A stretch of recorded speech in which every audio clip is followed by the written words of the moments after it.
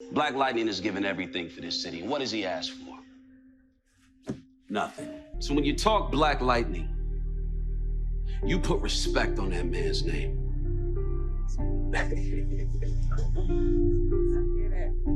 If that speech doesn't get Jefferson in that suit in the next episode, I don't know what will. All I gotta say to Han-san, preach it, say it like it is, and an amen to that. What's up, YouTubers of the world? MegaGeekMixer here to give you guys my review on Black Lightning's episode 3 and 4. So, guys, I gotta tell you, to see how things kept getting on and on with episodes 3 and 4, I gotta say, this is turning out to be one of the craziest starts to a series I've ever seen. Jefferson just keeps going down more and more with a little hint of some goodness in there and stuff. And then you got everyone else here doing their thing. You got Lala, you got Lynn, you got Jin, you got Anissa, you got Tobias, you got Gamby. It's a madhouse out there. I couldn't even know where to begin if I started all this. All I just know is this is why I always love Black Lightning, why I'll miss this show. These characters, these actors, they know how to do their role, and they know how to do it so well that you can feel the emotions, the cleverness, the deception, everything about it. This is why I love Black Lightning, and I am going to miss it, but in some way, I hope we can see these actors some way, somehow again, coming in that spinoff of Painkiller, which, by the way, looks like we still haven't gotten to see him yet, but I think we'll be seeing him later on down the line. But now, having said all that, rest my emotions with what I thought of episode 3 and 4, we gotta go into breakdown. And let's start off first with Jefferson Pierce himself, because let's face it, first off, episode 3 and stuff, yeah, still going through all that downward spiral and everything, although he does seem to do a little good in him, this time just by being Jefferson Pierce. And that was when he helped his friend, a guy who was the teacher, the one I mentioned in my last review, Marcel, who lost his kids and everything. He decided to join a fight club. And the next thing you know, Jefferson, noticing how he's being like that, and came back to school with a black eye and bruised fist, he's just like, I gotta figure out what's going on with him. And then there you go, he goes into that fight club, which, by the way, is run by Lala. And don't worry, we'll be getting more into him soon. But at first, I was like, oh, Jefferson, please do not get involved in this and stuff. But when I saw that he was doing it just to help Marcel, I was like, okay, then we're good here, we're good. Until, unfortunately, came in episode 4, he just still decided to go through with it and stuff. And then we really started to see why, because the grieveness and everything he's going through with the loss of Henderson, man, it rocked him to the core like nothing else before. I mean, I know I said that in last week's episode, but the thing is, in that episode, and those 2 episodes I first did, I really thought that was the deep end, but I was just wrong right there. It went deeper than that. He first did it for Marcel so he could get him out of fight clubs, and he decided to give him his old place where he grew up so he can stay there for a while and work on getting his kids back, which is all great and stuff. And as Jefferson Pierce, he saved a friend's life, and I am proud of him for that. But for him to just decide to go on and continue this fight club thing, oh my God, oh man, I really didn't expect him to do that, but he did. However, though, luckily, when he was confronted by Lynn about it later on, at first, their argument didn't go really well, and I'll explain more of that here later. But afterwards, in episode 4, did they talk about it? Did they talk about it in a more calm way, that Jefferson finally let out all his feelings about how Henderson's death had really affected him in ways he didn't even expect to happen too. Because here's the thing, when he was doing that fight club,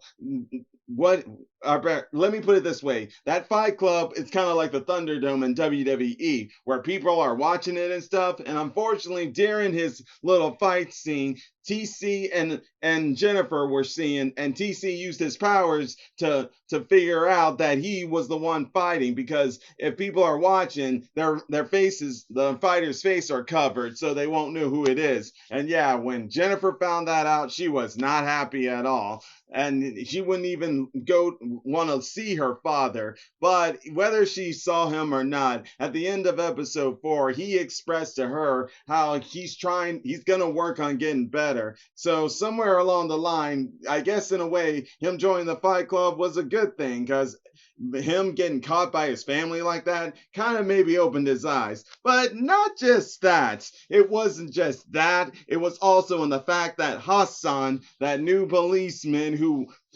Henderson wants to work with Black Lightning, made one of the greatest speeches I had ever seen in this Black Lightning show, or to represent a superhero for that matter. And I'm probably exaggerating this. I'm sure there have been many other speeches out there for Batman, Superman, Wonder Woman, and all of them, even Captain America, Iron Man, so etc., etc. But this alone shows the representation of what Black Lightning means to Freeland and this TV series, this solo TV series. And yeah, you saw it at the beginning of my video. I'm sorry I had to add some of that out. I wish I could have put the full video in there, but I would have gotten a copyright on that. But nevertheless, guys, if you heard that speech, you guys, like me, know you felt that. You really felt that. And that's when you guys were probably like me and saying, Jefferson, if this does not wake you up to realizing how much Black Lightning is needed for Freeland now more than ever, I don't know what will. And then it'll just feel like you're a lost cause, and there's no telling what will wake you up, because that right there has to be the calling card that woke your ass up. Because seriously, man, what a speech. I could just dive so deep into how much that just preached out so well. But still, the one who delivered it, great acting on that end. But now, having said all that with Jefferson and stuff, we're going to go ahead and get into someone else here. Someone I didn't really talk about in my last review, and that was Lynn. And I really didn't talk about her because, well, in those 2 episodes, it kind of felt like I was going to just repeat what I felt of her at the earlier time of season 3 when she was on that green light. And this time, she kind of switched it in with the sort of borrowing metahuman powers and stuff, and it kind of feels like another addiction. But at the same time, something about this one just felt a little different. I mean, you could kind of put it as a drug addiction, but there was something more to it than that. And then luckily, we found out what it is. The reason Lynn was being like this is because, well, during the council, because I don't think I mentioned this, Jefferson and Lynn have been going to council and stuff, mostly separate and sometimes together, mostly separate though. But either way, it's during that session that Lynn finally explains to us why she does all this. First with the axe and now with the metahuman powers. It's because she's always been an outsider within her family, not just the Pierce family, but her family before, with her mother, her father, and her brother. They always had something, and she was just the outside person. And now we learned that she wanted these powers because she just wanted to fit in where she doesn't belong. And this is finally, I guess you could say, helping her out to realize that maybe she shouldn't try to fit in, be the black sheep, because there's nothing wrong with being a black sheep in the family, because that helps you find your place and bring a uniqueness that can really help the family down the line. It really does. I speak mostly as a person myself who feels like a black sheep in my family too, to a degree, mind you. But either way, now knowing that and knowing what Jefferson has asked her to do, well, let's see where that'll get her. And when I say that, I say in the fact that Tobias Wylde has set up an arrangement to have dinner with her so he could have a business deal with her, a business dinner, and they were going to have a deal to work together. And basically, first off, this is one of Tobias Wylde's way of destroying Jefferson Pierce, because in episode 2, he said that he's going to destroy him by taking everything he loves away from him. Now, he first tried to do that by taking the school away when he was talking to the mayor, but no, that didn't work. But he got a little revenge on that end when he decided to have business dinner with Lynn and work with Lynn because he wants Lynn to help him work on a cure for ALC, which is what caused problems for his sister when she died or as she was dying. I can't remember it all. All I just know is when that business dinner was going on, I'm sure he wanted it to happen. He wanted Jefferson to see that. Because, yeah, Jefferson saw it. He wasn't happy. Lynn didn't tell him for 3 days, and he only confronted her about it when she confronted him about that fight club and stuff.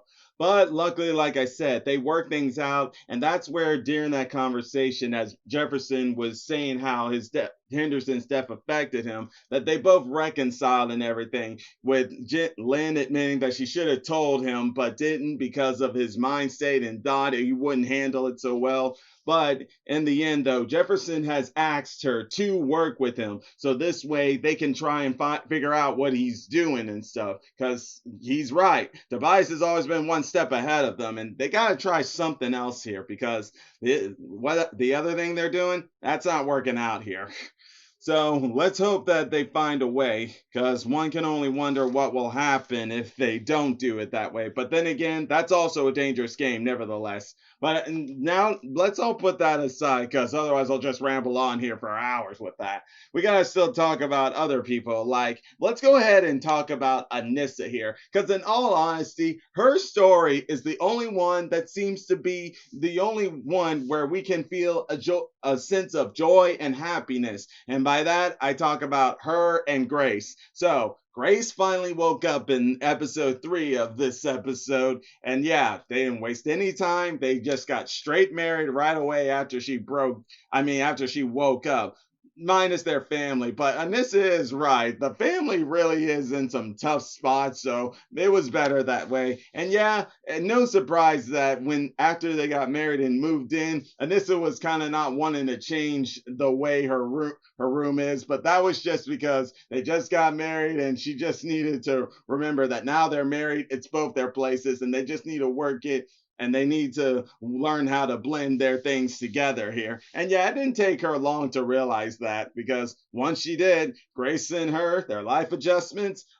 seem all good and stuff. And yeah, like always, love their chemistry. And what's even more, Grace is now going to be a vigilante with Anissa. As a matter of fact, she has a new identity thanks to her shapeshifting abilities. Might I add, I love this new identity, as she's calling herself Wylde, and just deciding to use that as a new vigilante name. And must I add, love the mask and love how she puts her cat eyes out there into it. And love the new abilities of being her with her leopard hearing and sense of smell. She's able to sense when danger's coming, such as when Lala and the others came to a little meeting in the homeless territory where Tobias Wylde and the mayor were going to be making a speech and stuff about things. And first off, that was all a setup, but we'll get into that here later. I want to just talk about the fact how Grace showed off once again some awesome moves, such as that backflip when she was trying to help them.